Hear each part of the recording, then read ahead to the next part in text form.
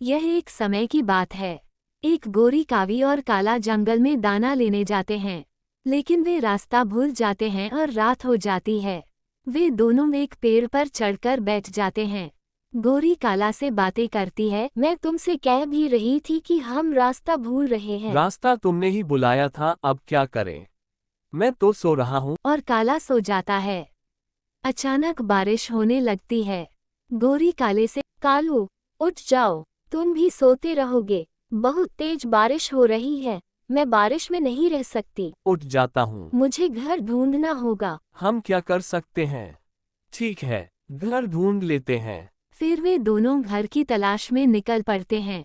उन्हें एक घर में रोशनी नजर आती है। काला दरवाजा खटखटाता है। बाहर निकलती है और पूछती है, आप लोग कौन हैं? आप लोग कौन है? बेटा, अपने किसी बड़े को बुला कर लाओ। आप लोगों को अंदर कैसे लाए? मैं तो आप जनता भी नहीं हूँ। क्या तुम हमें बारिश में ही खड़ा रखोगी?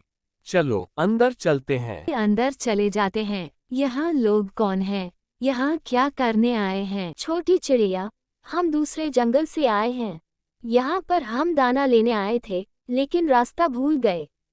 एक दिन हमें अपने घर में रख लो। अच्छा, ठीक है, आप लोग रुक जाएं, मैं आपके लिए भोजन ले। हाँ, छोटी चिड़िया, हमें खाना दे दो, बहुत भूख लगी कर आती हूँ। आपको भूख लगी होगी। गौरी और कालू को बहुत भूख लगी होती है। गौरी और कालू खाना खा लेते हैं। फिर गौरी और कालू सो जाते हैं और चिड़िया और उसका बेटा भी सो जाते हैं। जंगल में पूरी रात बहुत तेज बारिश होती है। जब सुबह होती है, नाश्ता कर लें। तो गौरी और कालू नाश्ता करते हैं।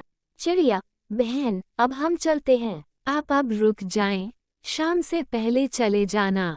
वैसे भी आप बहुत थक गए होंगे। हाँ चिड़िया, मैं भी बहुत थक गई हूँ। गौरी, तुम क्या कह रही हो? हम एक दिन कैसे रुक सकते? हम चिड़िया का कहना मान लेते हैं। छोटी चिड़िया, आपका बहुत बहुत शुक्रिया। तो गौरी और कालू नाश्ता करते हैं और फिर दोबारा सो जाते हैं। चिड़िया अपने बेटे से कहती है, अच्छा, हमें अब भोजन लेने भी जाना है। गोरी और काले सो रहे हैं, उन्हें भी तो भोजन देना है। आपने उन्हें क्यों रोका है? बेटा, मैंने तो वैसे ही कह दिया था, वे तो सच में रुक गए हैं और वह जंगल में दाना लेने चले जाते हैं।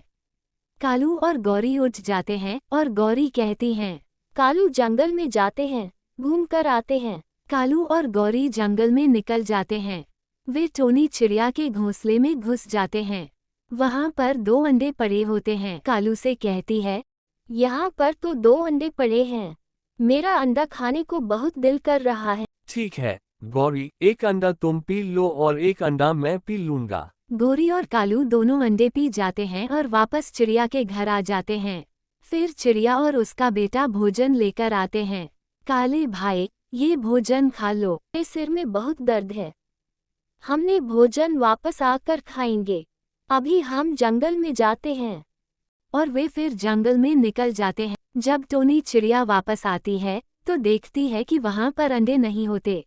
हे भगवान, ये अंडे मेरे कौन पी गया? पहले तो कभी ऐसा नहीं हुआ था, तो कोई नया पंक्ति लग रहे हैं। मैं इनका पीछा करता हूँ। वे मिट्ठू तोता के घोंसले में घुस जाते हैं। टोनी उनका पीछा करती है कि पूरे जंगल में शोर हो जाता है। सारे पक्षी मिलकर गौरी और कालू को बहुत मारते हैं। फिर उन्हें एक जगह पर जाकर फेंक देते हैं और वहाँ चिड़िया भी आ जाती है। तो उन पर एहसान किया था, लेकिन उन्होंने उल्टा हमारे जंगल में हमारी पंक्तियों का नुकसान कर दिया। हमने किताब में पढ़ा था कि किसी अजनबी को अपने घर में मत रखो। अगर प्यारे बच्चों, हमारी वीडियो अच्छी लगे तो लाइक और सब्सक्राइब कर दो।